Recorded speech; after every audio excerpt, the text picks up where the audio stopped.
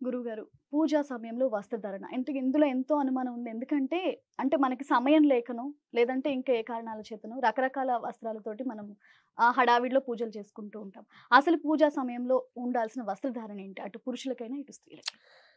శాస్త్రం, శాస్త్రీయత, పూజా విధానం. అంటే హ్మ్. పూజా విధానం అనేదే ఒక విధి విధానాలతో పెట్టబడింది. హ్మ్. షోడశ ఉపచారాలు. పూజలోనే 16 రకాల ఉపచారాలతో మనం భగవంతుడిని ఆరాధిస్తాం. మరి హ్మ్. అలా ఆరాధించే సందర్భంలో హ్మ్. సరే మనం అక్కడ దేవుడి దాకా ఎందుకు వెళ్ళటం? హ్మ్. ఒక ప్రముఖ వ్యక్తిని మనం సీఎంను, హ్మ్. పీఎంను కలవడానికి వెళ్తున్నప్పుడు హ్మ్. ఎలా విధి విధానాలుంటాయి? ఒక మనిషిని కలవడానికి వెళ్తున్నప్పుడు ఒక హ్మ్. డ్రెస్ కోడ్, హ్మ్. మెయింటెనెన్సు ఇయన్నీ ఉన్నాయి కదా! హ్మ్. మరి అలాంటిది ఇంతమంది అతీతమైనటువంటి శక్తులున్న వ్యక్తులనే సృష్టించినటువంటి హ్మ్. భగవంతుడిని మనం ఆరాధించేటప్పుడు ఎలా ఉండాలి? హ్మ్. కదా! అవును. అంటే దానికి ఎందుకు అంటే అలంకారం ఎందుకు చేయాలి? మన ఇంట్లో ఫోటోలున్నాయి. హ్మ్. అలంకారం ఎందుకు చేయాలి? మనసుని నిలపడం కోసం. భగవంతుడికి అవసరమా? హ్మ్. సృష్టే ఆయనది. అవును. మనం పువ్వులు పెడితే ఎంత? పెట్టకపోతే ఎంత?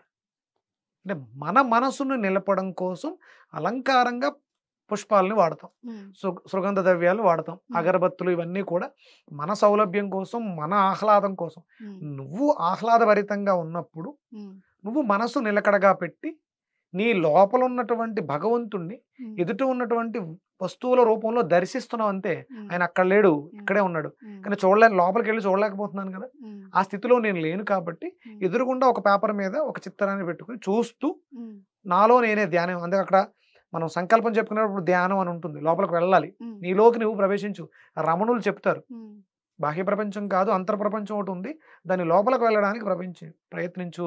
హ్మ్. నేను అంటే ఈ భౌతిక దేహం కాదు. హ్మ్. లోపల ఉన్నటువంటి ఒక జ్యోతి, హ్మ్. ఆత్మ. దానిలోకి వెళ్ళాలంటే ఇవన్నీ చెయ్యాలి. హ్మ్. ఇక్కడ దానికి నీకు అసౌకర్యము, హ్మ్. సౌకర్యం, హ్మ్. సుఖ ఆసనము. హ్మ్. సుఖాసనం ఎందుకేసుకోమన్నారు? హ్మ్. కూర్చున్నప్పుడు మంత్రం చదువుతున్నప్పుడు ఎక్కడో ఇబ్బందిగా అనిపిస్తున్నప్పుడు నీ కాన్సంట్రేషన్ మంత్రం వేయించి హ్మ్. శరీరం మీదకొస్తది కదా! అవును. అందుకని దానికి తగ్గట్టుగా మగవాళ్ళకైతే అసలు ఒరిజినల్‌గా అయితే హ్మ్. పంచ, కౌపీనము, హ్మ్. 5 దోపులు దోచినటువంటి పంచ, హ్మ్. కండువా వేసుకొని కూర్చుంటే శాస్త్రీయత. వీడు పూజ చేస్తున్నాడు అని తెలుస్తది. హ్మ్.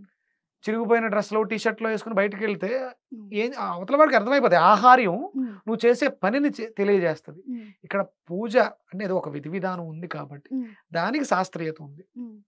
కాటన్ వస్త్రాలు ధరించాలి. హ్మ్. అంటే ఎక్కడ అతుకులు లేని, హ్మ్. కుట్టని బట్టి చేసుకోవాలని శాస్త్రం చెప్పింది. హ్మ్. అందుకని పంచ హ్మ్. పొడుగుగా అంచున్నటువంటి హ్మ్. ఒక పంచెను కట్టుకొని, ఒక కండువా వేసుకొని, కౌపీనం పెట్టుకొని కూర్చుంటారు మగవాళ్ళు. హ్మ్. ఆడవాళ్ళకి కూడా శాస్త్రీయత ఉంది.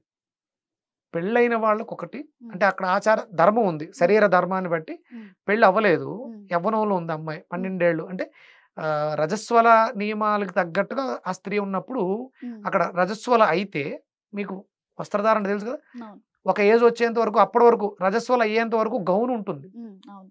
అక్కడ నుంచి మీకు వస్త్రధారణ పైట వేయటం అనేది ఒకటొచ్చింది. హ్మ్. 3 పీసుల డ్రెస్ వచ్చింది మీ దగ్గరికి. అవును. తర్వాత పెళ్ళయిన తర్వాత అవి మారతాయి మళ్ళీ హ్మ్. అవును. సందర్భానుసారం. హ్మ్. ఇవి ధర్మానుసారం అంటే ఋతు ధర్మము, శరీర ధర్మాన్ని అనుసరించి వేయాలి. హ్మ్. అంటే ఇప్పుడు నేను అమ్మ మీరు నైటీలేసుకుంటున్నారు తప్పు అన్నాననుకోండి. దానికి ఒక పెద్ద యుద్ధం జరుగుద్ది. అవును. నైటీ ఎందుకేసుకోకూడదు? ఎవరేసుకోకూడదు? ఎవరికవసరం? హ్మ్. అది మీ విజ్ఞతకే వదిలేస్తున్నాను. హ్మ్. మీ శరీర ధర్మానికి తగ్గట్టుగా మీరు వస్త్రధారణ ఉండాలి. హ్మ్. దాన్ని బట్టి మీరేమేసుకోవాలో మీరు నిర్ణయించుకోండి. హ్మ్.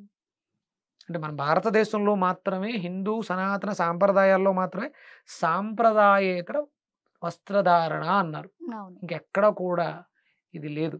అందుకని మనం భారతీయులమైనందుకు గర్వించాలి. హిందువులుగా జీవిస్తున్నందుకు గర్వించాలి. హిందూ ధర్మంలో భగవంతుడి నీడలో బ్రతుకుతున్నందుకు గర్వించాలి. ఏమేసుకుంటారో మీకు నచ్చిందేసుకోండి. నేనైతే పొద్దుట పూజ చేసేటప్పుడు కౌపీనం గోచ పెట్టుకొని, పంచ కట్టుకొని, కండువా వేసుకొని పూజ చేసుకుంటా. హ్మ్. మాక్సిమం నేను దానికే ఇష్టపడతా. హ్మ్. నాకు చాలా ఆనందంగా అనిపిస్తది. హ్మ్. మా ఇంట్లో నా వైఫ్‌కి కూడా పద్ధతిగా చీర కట్టుకొని పూజ చేసుకోవాలి. హ్మ్. అంతే ఒక నియమం ప్రకారం హ్మ్. అలాగే చేయాలి. హ్మ్. ఇద్దరం పీటల మీద కూర్చుంటాం. హ్మ్. ఇద్దరం కలిసే కూర్చొని పూజ చేస్తాం. హ్మ్. అది సాంప్రదాయం. హ్మ్. ఎందుకంటే అన్నీ తయారు చేసి తనిస్తే హ్మ్. నేను దీపం వెలిగించడానికి కూర్చుంటాను. నా చేయి పట్టుకుంటది. హ్మ్. ఇది ధర్మం. హ్మ్. గృహస్థాశ్రమ ధర్మం. నిత్య పూజలో కూడా ఇదే ధర్మం. హ్మ్. నిత్యం. హ్మ్. హ్మ్. ఇప్పుడు మనం టిఫిన్ చేసే హ్మ్. ప్రతినిత్యం ఏదైతే చేస్తున్నామో దానికి ఒకటే ధర్మం ఉంటది. దాంట్లో ఏం మార్పుండదు. హ్మ్. ఎవరైనా ఒకవేళ మన ఇంటికి వచ్చారనుకోమ్మా, మనం మన ఆచార ధర్మాలని చూసి వాళ్ళు మనల్ని ఫాలో అయ్యే విధంగా ఉండాలి. మనం చెప్పకనే చెప్తున్నట్టు ఉండాలి. అందుకనే ధర్మో రక్షతి రక్షితః. నువ్వు దేన్నైతే పట్టుకున్నావో నిన్ను చూసి వాళ్ళు కూడా అది అవలంబిస్తారు కాబట్టి నువ్వు ధర్మాన్ని ప్రచారం చేస్తున్నట్టే. మనకి ధర్మ ప్రచారంలో ఉన్నటువంటి యోగ్యుల పేర్లు తెలుసా? చాగంటి కోటేశ్వరరావు గారు, సామవేద షణ్ముఖ శర్మ గారు, నండూరి శ్రీనివాస్ గారు, గరికపాటి గారు, ఇలాంటి పుణ్యాత్ములు ప్రవచనాల ద్వారా, అంటే ఇప్పుడు మనం చాలా గర్వంగా ఫీల్ అవ్వాలి, హిందూ ధర్మం మళ్ళీ పునరుద్ధరింపబడుతుంది. ఎన్నో విషయాలు వాళ్ళ వల్ల 100%. చాగంటి కోటేశ్వరరావు గారు లేకపోతే అమ్మ ధర్మం చాలా మంది పాడు చేసేసేవారు. అంటే ప్రయత్నాలు ఇప్పటికే జరుగుతున్నాయి, అది ఏమీ చేయలేరు అనుకోండి. మధ్యలో ఆయన ఒక మాట చెప్పారు, మధ్యలో వచ్చినవి మధ్యలోనే పోతాయి. మనకి 20 ఏళ్ల తర్వాత ఉద్యోగం వస్తుందమ్మా, 60లో వెళ్ళిపోద్ది అది. అంటే ఈ ఈ మధ్యలో ఈ 40 ఏళ్ళు మనం బాధపడతామేమో, శ్రమ పడతామేమో. అంటే పై ఆఫీసర్ ఇలా అన్నాడు, అంటే పై ఆఫీసర్ అంటే మనం అన్యమతస్థులు మనల్ని పెడుతున్నటువంటి బాధలను ఈ 40 ఏళ్లలో ప్రారంభమయ్యి ఒక 20 ఏళ్ళు ఉంటాయి, గట్టిగా ఉంటాయి, ఇంకొక 20 ఏళ్ళు ఉంటాయి. హిందువులు ఎవరో కూడా భయపడకండి, తిరగబడకండి, గొడవలు చేయకండి, అల్లర్లు చేయకండి, మధ్యలో వచ్చింది మధ్యలోనే పోతాయి. కాబట్టి ధర్మాన్ని మనం ఆచరిద్దాం, అనుసరింప చేద్దాం, అందరూ ఫాలో అవుతారు, అందరూ బాగుంటారు. వస్త్రధారణ అనేది మీరున్నటువంటి ఆశ్రమ ధర్మాలకు అనుగుణంగా మీకు అంటే సౌలభ్యం, పంచె కట్టుకోవాలని చెప్తాను, పంచె లేకపోతే దానికి ధావళి అని ఉంటుంది. అంటే పెద్దగా ఉండి అంచు కిందకు ఉండేదాన్ని ధావళి అంటారు, మోకాళ్ళు కిందకు ఉండాలి, అది పంచెగా కట్టుకోండి. ఒళ్ళు తుడుచుకున్నటువంటి వస్త్రాన్ని చుట్టుకుని పూజలో కూర్చోకూడదు. అయితే పూర్తిగా తడిగా ఉండాలి, లేకపోతే పొడిగా ఉండాలి. తడి పొడిగా ఉన్నదాన్ని వాడకూడదు మగవాళ్ళు. ఇక ఆడవాళ్ళు ఎలాగో వస్త్రం మార్చుకుంటారు, నిన్న విప్పేసినటువంటి వస్త్రాన్ని మనం వాడకూడదు. దేవతార్చనలో పూర్తిగా మీరు ఏదైనా ఒక పెట్టేసుకోండి. ఇప్పుడు ఆడవాళ్ళు మాకు ఇవన్నీ లేవండి, తెలియదు, కుదరదు, అంత సమయం లేదు, నైటీ వేసుకోవచ్చా, ఉతికి ఆరవేసి పూజ కోసం ఒకటి పెట్టుకోండి, అవే వాడండి. అవి తెల్లనివై ఉంటే మంచిది, పసుపు రంగు ఉంటే ఇంకా మంచిది, సందర్భానుసారం అవి వేసుకుని పూజలు చేసుకోండి.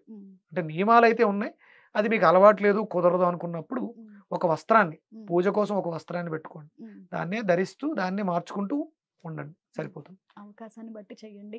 దేవుడు దుర్మార్గుడు కాదు, శిక్షించడు అలా అని చెప్పేసి అని ఏమీ ఇవ్వడు. ఆయన జన్మనిచ్చాడు, బ్రతుకునిచ్చాడు, ప్రాణాన్ని ఇస్తున్నాడు.